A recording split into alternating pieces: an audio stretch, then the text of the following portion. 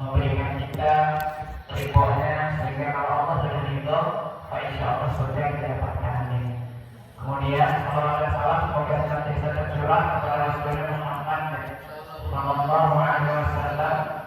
Kita bermohon kepada Allah kalau secara kualitas memang kita sama Rasulullah bebas nonton itu kayak bumi sama langit. Kalau secara kualitas kedekatan dengan Allah Subhanahu Wa Taala, kalau kita mau meniru Rasulullah Sallallahu Alaihi Wasallam itu jauh seperti bumi dan langit. Namun setidaknya kalau secara kualitas kita emang ketinggalan jauh, setidaknya kita pun ada di jalur yang sama dengan beliau Sallallahu Alaihi Wasallam. Amin.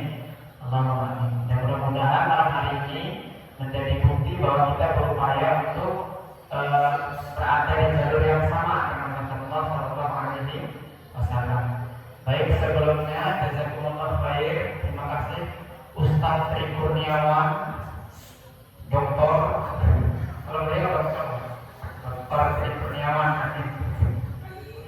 Ya, Bapak Ustaz semuanya, para sepuh, para kiai, para alim ulama, RT 14B. Kemarin saya masih di Yayasan Al-Huda di telepon sama Pak. Halo Pak, bla. Sudah siap Pak ya. Ya, malam hari ini bertepatan dengan walaupun ada beberapa perbedaan pendapat para ulama, tapi setidaknya malam hari ini bertepatan dengan malam yang ke-17 ya. Ya, malam yang ke-17, dan sepakat bahwa di malam inilah yang menjadi hudan linnas itu diturunkan. Jadi di malam inilah nanti sebuah panduan komprehensif untuk setiap manusia, siapa yang ingin berhasil dalam hidupnya, menapaktilasi kehidupan ini, bahkan keberhasilan itu bisa sampai kepada akhirat. Nah, best momennya di malam ini. Jadi waktu itu di malam ke-17 itu, walaupun tadi ada perbedaan pendapat para ulama dan sebagainya, setidaknya kita sepakat pada titik ini bahwa malam hari ini diturunkannya satu kitab yang nantinya kitab ini menjadi panduan, bahkan tafsirnya pun bisa berjilid-jilid penjelasan tentang kitab ini, yang dengan panduan ini nanti kaum muslimin menguasai dunia. Ya, ini gak kaleng-kaleng kitabnya. Jadi dengan kitab ini dipelajari, dipahami, diamalkan dalam kehidupan dengan berbagai macam risikonya, nanti 23 tahun kaum muslimin menguasai dunia, bahkan sampai terbukti hari itu. Itu subhanallah, 23 tahun pakai panduan ini menguasai dunia. Kapan dia turunnya? Nah, kurang lebih di malam hari ini. Maka ini menjadi best moment, menjadi momen yang sangat luar biasa. Mudah-mudahan dengan kita mencoba untuk mengenang kembali masa-masa turunnya wahyu tersebut, mudah-mudahan itu ada nilai tersendiri bagi kita. Pada Allah, alhamdulillah, misalnya kalau kita bisa sampai dapat malam tadi yang dibacakan imam tadi, yang dibacakan Pak Ustaz tadi, belajar kepada itu, masya Allah, kalau sampai itu bisa kita dapatkan. Dihitung oleh Allah Subhanahu Wa Taala kebaikannya lebih daripada ribuan bulan. Subhanallah, kalau itu sampai bisa kita dapatkan. Dan Bapak Ibu semua, namun ada yang penting yang dirasanya yang harus sama-sama kita coba untuk pahami. Nanti insya Allah mudah-mudahan waktunya cukup, sampai teori panjangnya tak lagi sampai angka 11 atau 12. Ya, PR pentingnya apa? PR pentingnya kita coba untuk sama-sama memahami apa yang dimaksud dengan puasa. Ya, apa yang dimaksud dengan puasa? Puasa itu apa kira-kira, Bapak Ibu? Puasa atau kalau dalam bahasa Arabnya saum. Kita hari ini ada di bulan tersebut, kita hari ini ada di bulan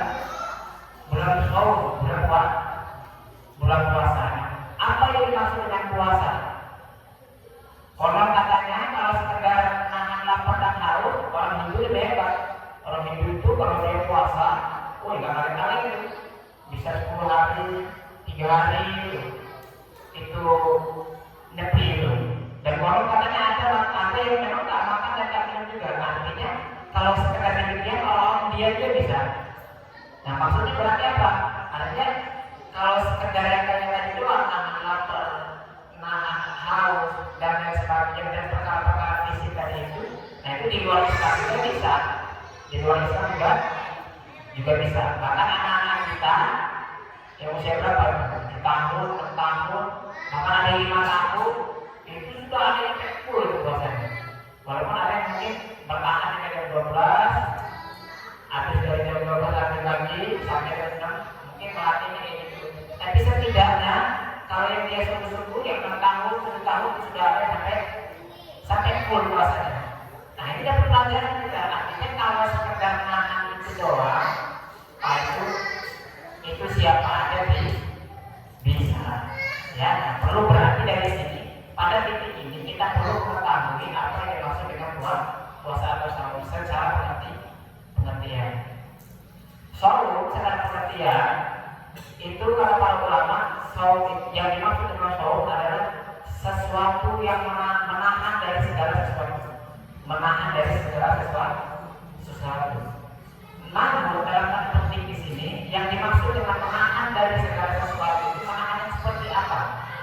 Kalau Nabi Zakaria waktu itu, jadi Nabi Zakaria itu dulu kan dia bilang Nabi Zakaria itu sudah tua, sudah berubah, sudah tua banget, sampai hampir pesimis. Nabi Zakaria itu kayaknya tak bakal punya anak, kayaknya tak bakal punya keturunan Nabi Zakaria itu. Hingga suatu ketika kata Allah, alhamdulillah, Allah Subhanahu wa taala kabulkan keinginan Nabi Zakaria itu dalam mihrab dia, di ruangan mihrab beliau, malaikat mengabarkan bahwa beliau akan mendapatkan keturunan. Nah, karena Nabi Zakaria pengen benar-benar hakul yakin apa iya saya ini sudah menopos, bahkan istri saya juga kabar menopos juga, kata Nabi Zakaria, apa iya saya bakal punya anak. Nah, karena Nabi Zakaria pengen memantapkan hatinya benar kata malaikat itu tadi itu, maka perintah dari Allah diperintahkan puasa Nabi Zakaria. Tapi puasanya unik, puasanya itu gak ngomong. Nah, jadi ternyata termasuk Maryam juga begitu. Jadi Maryam itu sebelum melahirkan Isa, setelah melahirkan Isa karena dikhawatirkan menjadi fitnah, maka Allah Subhanahu wa taala memerintahkan Maryam itu tuh nggak ngomong. Jadi nggak ngomong sama masyarakat kepada permintaannya, belum nggak ngobrol dia. Nah, Nabi Zakaria itu begitu. Ada perbedaan pendapat para ulama, ada yang mengatakan 3 hari, ada yang mengatakan 10 hari. Tapi yang jelas adalah selama 3 hari anak-anak Nabi Zakaria waktu itu nggak ngobrol sama masyarakatnya. Karena itu menjadi tanda bahwa memang benar nanti kamu bakal punya anak. Perintahnya jangan ngobrol, jangan ditahan. Kamu ngomong mau sebagus apapun gosipnya, tahan. Kata Allah Subhanahu wa taala. Nah, ini salah satu bentuk puasa yang sifatnya nahan. Nah, diambil dari pengertian itu maksud kita berarti kalau dia sifatnya fisik berarti nahan, nggak makan ikan lele dulu kecuali malam. Walaupun sejatinya nggak makan cuma siang doang. Maka kalau yang nggak kuat itu keterlaluan. Kenapa? Karena dia sejatinya cuma pindah waktu aja. Siang yang biasanya makan, cuma waktunya kita jadi malam. Hebat apa Hasan ini pasti kuat nanti dia. Kalau puasa ya masa ya. Iya. Karena dia cuma pindah waktu aja. Yang tadinya siang makan, terus dipindah jadi malam makan. Cuma siklusnya aja yang pindah. Sejatinya makannya ada tetap. Bisa jadi malamnya makannya amin. Lebih banyak lagi kan. Habis ini nanti. Gitu ya. Jadi sejatinya dia cuma pindah makan. Cuma diminta sama Allah Subhanahu wa taala untuk nahan kurang lebih 12 jam itu nggak makan dan nggak minum. Tapi tidak hanya itu yang ditahan.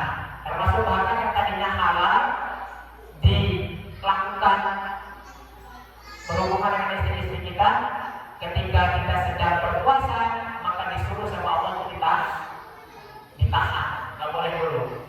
Apalagi misalnya sifatnya dinafsu, nggak boleh dulu, sampai nanti tiba masanya. Nah itu secara pengertian. Jadi silakan diukur masing-masing. Kalau puasa kita sama kayak hari-hari biasa, emosinya tetap tak tahan, anak ini dikit tetap keluar QB-nya, tetap keluar amarahnya. Kadang-kadang memang puasa kita baru sekedar menahan lapar dan haus. Tapi yang sifatnya non fisik, yang sifatnya nggak kelihatan, emosinya nggak kelihatan tuh di dalam jiwa.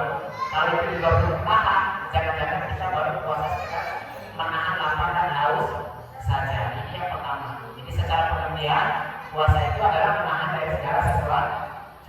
Terlepas apapun konteksnya ya. Kalau pengen nahan nggak marah ya berarti emosi yang dikontrol. Kalau pengen latihan kayak Nabi Zakaria nggak ngobrol, coba nggak ngobrol itu. Kenapa kamu lagi puasa nggak ngobrol? Silakan. Jadi jelas secara pengertian puasa itu adalah menahan. Ini yang pertama. Terus yang kedua, apa namanya? Yang kedua perintah puasa. Kalau secara umum perintahnya sebenarnya ada di Al-Baqarah 185-nya. Walaupun yang bilang itu 183-nya, tapi sebenarnya 185 itulah perintahnya kata para ulama secara umumnya. Karena di situ dikemas dengan bahasa faman syahidan minkum syahwat wal rasul wa man kana maribun aw ala safarin dan seterusnya. Jadi kalau kamu ada di bulan itu, setelah Allah mengatakan syahrul ramadan alladzi unzila fihi al-Qur'an hudan lin-nas wa bayyinatin minal huda wal furqan faman syahida minkum asy-syahra falyasum. Inilah karena perintah itu.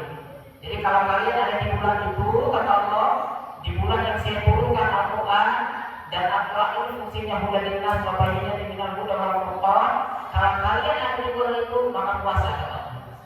Berikutnya dikasih bijaksanaan dari Allah. Kata Allah, kalau kamu safar itu walaupun dalam fikihnya ada hitungan kilometernya deh. Ada perbedaan pendapat di sini. Kalau safarnya cuma dari sini kemana Pak Mas? Nggak masuk ya. Jadi dia ada hitungan. Saya nggak lupa itu hitungan fikihnya. Intinya ada hitungannya. Jadi nggak sembarangan juga. Dan kalau memang kuat lebih afdol tetap puasa. Ada diukur dari situnya. Walaupun itu urusan dari Allah, kata Allah boleh nggak puasa. Faman syahidan minkum syahra falyasum wa man kana marifon atau ada safar fa'idatu ayat ukhra. Kalau kamu safar boleh nggak puasa. Walaupun dalam ini tidak ada hitungannya, tapi yang lebih diutamakan kalau memang masih kuat, kayaknya digasah apalagi cuma ketemu juga kan. Naik mobilnya AC juga gitu kan, mantap, enak, nggak lapar-lapar amat, mendingan puasa. Pulang barat misalnya masih kuat, itu mendingan puasa nggak apa-apa. Kecuali kalau memang benar-benar dengan puasa tadi justru malah mengganggu perjalanan, maka boleh dibatalkan puasanya, nggak apa-apa. Gitu. Kemudian berikutnya kalau kamu sakit, kalau boleh nggak puasa. Nanti ditutup dengan la'alakum tashkurun. Nanti semua perintah-perintah saya ini nanti biar kamu bersyukur. Nah ini 185-nya. Adapun nanti di 183-nya sudah bicara spesifik untuk orang-orang beriman, tapi ini lebih kepada tujuan. Jadi kutipan yang siap itu berpuasa kamu seperti orang-orang yang sebelum kamu berpuasa, kamu kutipan yang katanya itu. Nah ini bicara tujuannya dikemas oleh Allah Subhanahu wa Ta'ala itu di ujung ayatnya. La'alakum tattaqun. Nah ini tujuannya nih. Jadi pengertian, kemudian perintah, kemudian tujuan. Nah tujuan kita menjadi orang bertakwa. Jadi gampang ukurnya. Walaupun nanti ending puncaknya ada di Idul Fitrinya. Gampang ukurnya kita puasanya berhasil atau enggak, dan tujuannya dicapai enggak.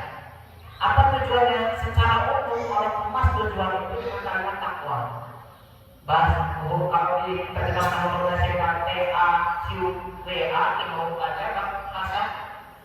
Kalau di pas pakai bahasa Arabnya asal katanya wakaf yakin. Kalau ditambah alif kan di depannya jadi takwa gitu takwa. Kalau diterjemahin nanti artinya lebih keren ya jadi. Kalau ditulis apa kayak Ustaz ini orang akademisi, jadi lebih keren ya. Takwa itu adalah apa? Kemampuan seseorang. Kalau dianggap formal bahasanya, ini bisa kita ukur. Ada nggak kita di pengertian ini? Kalau nggak ada, jangan-jangan takwa itu belum masuk ke dalam diri kita. Jadi takwa itu adalah kemampuan seseorang memanajemen dirinya, wakoyang itu memanajemen dirinya sehingga dia bisa menjalankan apa yang Allah perintah dan meninggalkan apa yang Allah larang. Wah, itu takwa. Jadi dia nanti gak tertintil oleh keadaan, apapun keadaannya, nanti dia akan mencari cara bahwa perintahnya harus terjalan. Secara teknis perintahnya harus terjalan, itu takwa. Apapun keadaannya, mau dia di sawah, mau dia di bangunan, mau dia guru, mau dia apa misalnya, perintah-perintah Allah tadi apalagi yang sifatnya wajib, dia akan tetap jalankan. Dia akan cari manajemen dari mana caranya. Jadi takwa.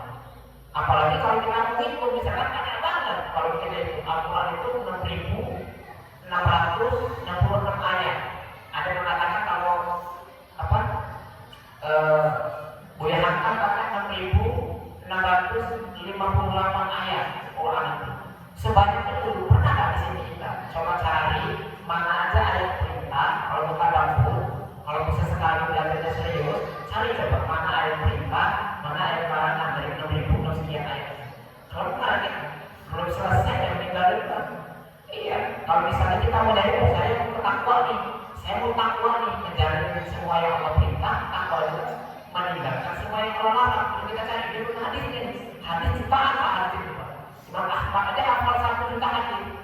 Kita mau cari dari 1 juta hadis itu mana yang perintah, mana yang larangan. Enggak kita jadinya.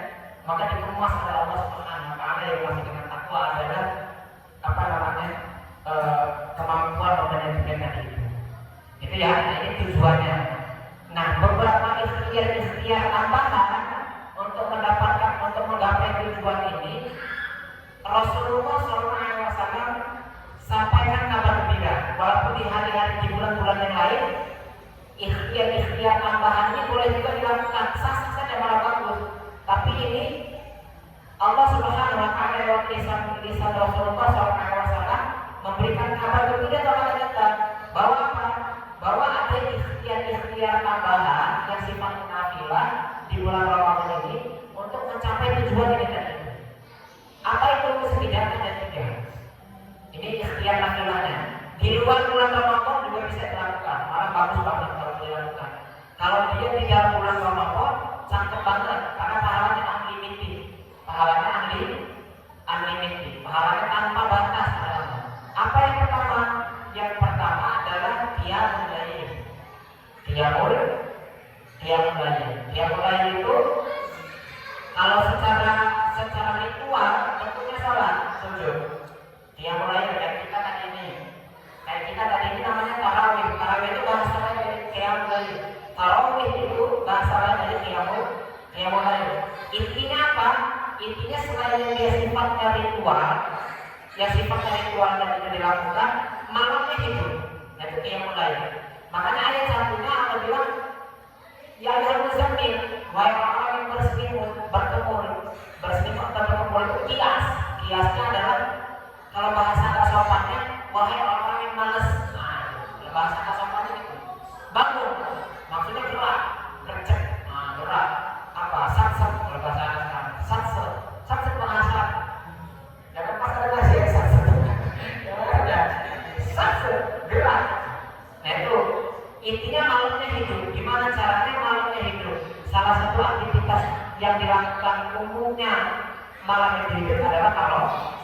Tapi tidak hanya itu, karena masih sangat banyak yang Allah bertambah amalan-amalan di malam hari yang bisa dilakukan. Intinya malamnya hidup. Dimanapun tempatnya bumi Allah itu luas. Allah menerima amal dimanapun tempatnya. Jadi Allah saya menerima amalnya Ustaz yang hari kalau di masjid As-Salam doang, tapi saya menerima amalnya Ustaz Tri Kurniawan kalau di masjid Jami doang, tapi Allah terima amal dimanapun berada. Yang menjadi kunci apa? Ikhlas. ikhlas dilakukan atas dasar iman dan ilmu, insya Allah nanti akhirat jadi saksi. Ya itu dia.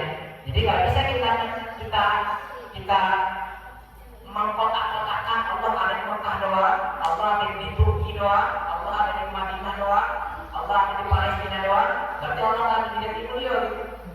Ya, ada dimanapun Allah, dimanapun kita beribadah, itu ada Allah Subhanahu Wa Taala yang senantiasa menilai kadar keikhlasan kita ketika kita melakukan amalan kebaikan itu.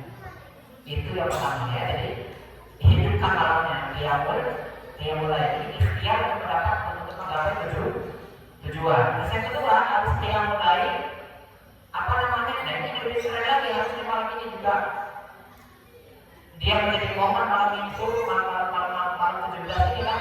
Apa yang kedua? Yang kedua adalah tilawah Al-Quran. Tilawah itu kan terjemahnya membaca. Kata membaca dalam Al-Quran ada banyak, ada utslu itu membaca artinya, ada iqra juga membaca artinya. Tapi katakanlah secara umum tilawah Al-Quran. Kalau mau lebih dalam lagi membacanya, pakai baca gaya iqra. Baca gaya iqra itu membaca, memahami, mengamalkan dalam kehidupan. Itu iqra. Makanya Rasul ketika diperdengarkan diterima Rasulullah SAW pertama kali itu nggak pakai baca tilawah. Yang diungkap oleh Allah pakai bahasanya iqra bismi rabbikal ladzi khalaq. Kalau di ayat yang lain pakai baca utslu ya Muhammad, bacalah ya Muhammad. Kalau pada umumnya di bulan Ramadan kita ada diminta untuk tilawah Al-Quran. Maksudnya apa? Maksudnya gini. Maksudnya the best ke bulan ini baca pakai gaya tilawah pun berpahala. Cakap banget. Baca pakai gaya tilawah itu adalah kita ngeh yang kita baca itu dapat pahala apa? Kita baca ini artinya apa, maksudnya apa dengan cara saya dengan apa nih ngejadiin surga, apa nih perintah kamu, pokoknya udah kita baca, maka karuan bacakan kita pakai pendek ya, karuan tetap dapat pahala. Nah itu tilawah, tilawah. Dan itu biasanya bulan Ramadan. Jadi kita baca nggak ngerti yang kita baca, bagus nggak bagus bacaan kita dan seterusnya misalnya, walaupun tetap harus ada evaluasi ya, kalau misalnya masih nggak pas dan sebagainya, ya harus ada tingkat baik untuk belajar. Jangan kita berdoa Allah mau baik, akhirnya jadi dalil untuk nggak mau belajar ya sana juga. Nanti malah kata Allah, kan waktu di dunia banyak kata Allah, nanti aja gitu bahasanya. Kan waktu di dunia banyak yang mau ngajarin kamu belajar, ada waktunya ya Allah. Nanti kita jawabnya gitu ya, yang bahasa ya. Jadi mau belajar. Tapi kalau sudah bagus, sudah cakep ya mantap, tinggal ditingkatkan ya. Level membaca ini naik jadi level setelah tilawah, kemudian iqra, kemudian paling tinggi ada utslu. Level membacanya sudah sampai ya kayak para ulama. Kalau kita ya masih sangat jauh. Ya kalau para ulama itu satu huruf kok ada alif di sini yang baru hampir dulu kali ya. Kenapa alif ini nongol di sini? Pasti ada makna. Karena Al-Quran itu jangankan beda huruf, beda paket aja ini bisa beda makna.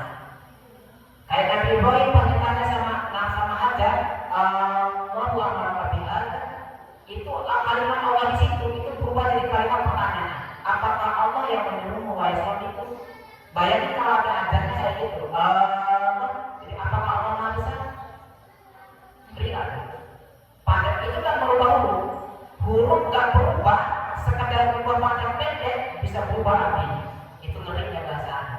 Tapi di bulan Ramadan, ini mau baca pakai gaya apapun tetap dinilai oleh Allah Subhanahu Wa Taala berpahala. Ini wasilah untuk mencapai takwa yang kedua. Tilawah Al-Quran.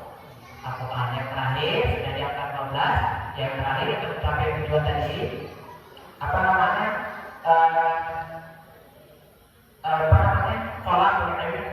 sholat ini terakhir ini ya sah-sah saja di luar Ramadan yang bagus, di dalam bulan Ramadan kalau dilakukan pola produknya lebih bagus lagi.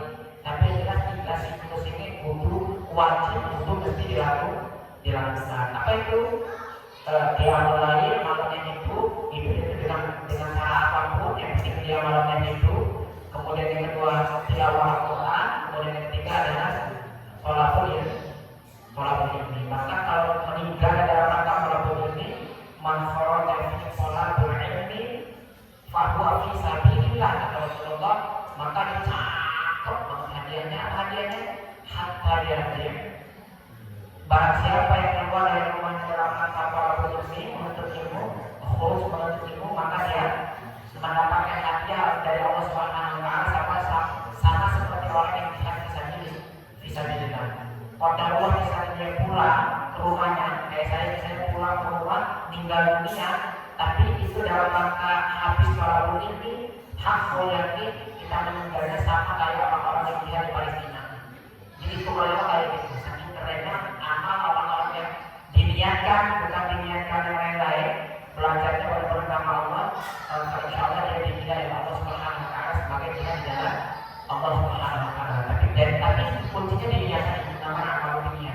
Kalau dia yang lain-lain, pengen ini dan itu, pengen ini dan itu, walaupun secara kasar nampak mungkin kayak pengen menuntut ilmu, pengen belajar, tapi kalau niat yang lain ya bisa jadi dia nggak dapat nilai yang sama. Ujung-ujungnya bukan husnul khotimah, tapi su'ul khatimah. Ya, paling itu kurang lebih minta maaf, Pak Ustaz, Pak Kiai, Pak Ulama semuanya minta maaf, beribu maaf. Saya sekadar memulakan diri saya, ingat diri saya, dan mencoba untuk ya, karena memang diminta tolong Pak Sri Kurniawan untuk sharing-sharing sedikit. Saya hakul yakin dari sedikit segelintir ilmu yang saya ketahui, bapak-bapak semua, ibu-ibu semua juga sangat banyak yang bapak-bapak dan ibu-ibu ketahui yang saya yakin itu belum saya ketahui. Ya maaf, maka dari itu saya minta maaf kepada bapak-bapak semua dan kepada Allah Subhanahu wa taala. Saya mohon ampun, saya akhiri baik azanta fatawakkal 'ala Allah innallaha yuhibbul muttaqin. Wassalamualaikum warahmatullahi wabarakatuh.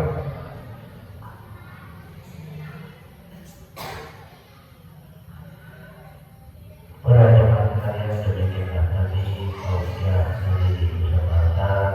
Mudah-mudahan bisa bermanfaat bagi kita semua. Amin ya rabbal alamin. Untuk acara selanjutnya itu doa yang akan dipimpin oleh Ustaz Ma'ruf kepada beliau yang sudah kembali persilakan.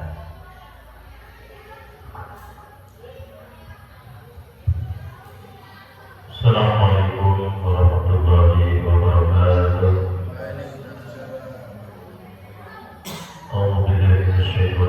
Bismillahirrahmanirrahim.